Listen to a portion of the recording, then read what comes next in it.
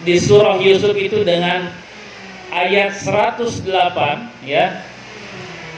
Allah menyuruh kepada nabinya, kul, katakanlah, hadihi sabili, hadihi ini adalah jalanku, kata Rasulullah. Maka kita pun mengatakan kul, hadihi sabili, ini adalah jalan kita, jalan yang akan kita tempuh ya, jalan dakwah, jalan dakwah yang bukan ditaburi dengan bunga-bunga semerbak wanginya ya, jalan yang bukan kita lalui dengan mulus. Kul hadihi sabili, katakanlah Muhammad, ini jalanku, kata Rasulullah, ini jalanku. Jalan apa? Jalan dakwah ya, jalan dakwah yang panjang, jalan dakwah yang penuh dengan rintangan, jalan dakwah yang pengikutnya tidak banyak. Tapi inilah jalanku, kata Rasulullah ya. Kalau kita melihat bagaimana perjalanan dakwah Rasulullah, perjalanan dakwah Rasulullah ini harusnya menjadi penyemangat kita untuk senantiasa bertahan di jalan dakwah. 13 tahun Rasulullah berdakwah di Mekah, dan gambaran dakwah itu seperti itu. Rasulullah mendapatkan caci maki, hinaan. Kita mungkin belum seperti Rasulullah, dihina, dicaci maki, bahkan Rasulullah disebut orang gila, penyihir, dan dengan ejekan-ejekan lain. Kita belum pernah mengajak orang, tiba-tiba orang menyebut kita gila. Kita belum pernah mengetuk pintu orang, tiba-tiba orang mencaci maki kita. Tapi itu yang dialami oleh Rasulullah. Sujud Rasulullah di depan Ka'bah, diinjak lehernya. Kita belum seperti itu. Rasulullah menyebarkan dakwah ke Taif, dilempari dengan batu oleh anak-anak, sambil mereka berteriak, orang gila, orang gila, orang gila. Kita belum pernah mengalaminya ya. Semakin sering kita membaca kisah Rasulullah, sirah nabawiyah dalam memperjuangkan dakwah ini, itu harusnya bisa menyemangati kita. Kita belum seberapa. Jalan yang ditempuh oleh Rasulullah yang dikatakan hadihi sabili, ini adalah jalanku, jalan yang penuh dengan onak dan duri ya. Jalan yang penuh dengan perjuangan, kesungguhan, dan kesabaran. Maka saat antum mengajamkan diri antum untuk menapaki jalan dakwah ini, antum harus siapkan fisik dan mental menghadapi itu semua. Maka saat kita membaca dan meneladani sirah nabawiyah, itu pun harusnya menjadikan kita senantiasa mempersiapkan diri menghadapi berbagai ujian, rintangan, dan tantangan ya. Rasulullah di usia 40 tahun, tak kala ada cahaya yang mendekapnya dengan mengatakan, Iqra ya Muhammad, Iqra ya Muhammad. Nabi Muhammad saat itu mengatakan, aku tidak bisa membaca, aku tidak bisa membaca ya. Lalu dibimbing oleh Jibril, turunlah surah atau ayat pertama, surah Al-Alaq.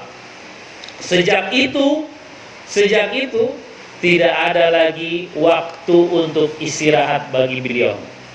Sepanjang malam Rasulullah melakukan sholat ya. Siang hari Rasulullah berdakwah. Karena dakwah tanpa diimbangi dengan ruhiyah, maka kita tidak akan mendapatkan kemudahan, bahkan kekuatan, kesabaran, keistiqomahan dalam menapakinya. Sehingga ruhiyah menjadi modal penting. Bahkan Allah sampai mewajibkan qiyamul lail kepada nabinya, yaitu Muhammad sallallahu alaihi wasallam saat itu. Qiyamul lail bagi beliau adalah wajib untuk mempersiapkan ruhiyah menghadapi berbagai ujian, tantangan dalam dakwah ya. 13 tahun ya. Gambaran dakwah seperti itu. Sulit, jaraknya pun yang ditempuh panjang, dan juga pengikutnya sedikit. Kalau antum perhatikan 13 tahun Rasulullah, hanya sebagian saja orang-orang Mekah yang ikut. menjadi pengikut Rasulullah SAW. Dan itu adalah merupakan karakteristik dakwah, ya. Maka kalau kita saat ini berdakwah, melakukan kajian-kajian, yang hadir hanya 2 orang, 3 orang, 4 orang, bersabarlah, ya. Bersabarlah, karena antum sedang berada pada jalan yang benar. Saat dalam ujian-ujian, saat dalam tantangan yang berat, saat antum membutuhkan kesabaran, berarti itu antum berada dalam jalan yang benar. Karena hakikat dakwah seperti itu, ya. Kul hadhihi sabili, ini adalah jalanku. Jalan dakwah itu jalan yang seperti apa? Selain tadi jalannya panjang, lalu pengikutnya sedikit, ujiannya begitu berat, maka karakter dakwah pun adalah ad'u ilallah, ya, menyeru kepada Allah. Jadi kalau ada orang yang berdakwah tapi menyeru untuk dirinya sendiri, ini adalah bukan jalan dakwah. Kalau ada orang, ada dai, ada daiyah, ada ustadz, ada ustazah berdakwah tapi mengajak kepada dirinya, ya, untuk mengikuti dirinya bukan Allah, maka itu adalah bukan jalan dakwah. Karena godaan dan ujian seorang dai, seorang daiyah adalah saat terkesima dengan pengikutnya dan meminta orang-orang untuk mengikuti dirinya bukan kepada Allah Subhanahu wa taala. Ini yang harus menjadi rambu-rambu kita dalam berdakwah. Maka setelah kita mengetahui tujuan dari dakwah kita, ad'u ilallah, maka dakwah pun harus dilakukan dengan ilmu pengetahuan, ya, dasar-dasar yang jelas, ala basiratin, yaitu dengan hujah yang jelas, ya, dengan pelajaran yang jelas, dengan ilmu yang kita pahami. Dakwah tanpa disertai dengan ilmu maka hanya akan terjadi kesesatan, ya. Antum berdakwah banyak pengikut tapi antum tidak lengkapi diri antum dengan keilmuan, maka itu hanya akan terjadi kesesatan.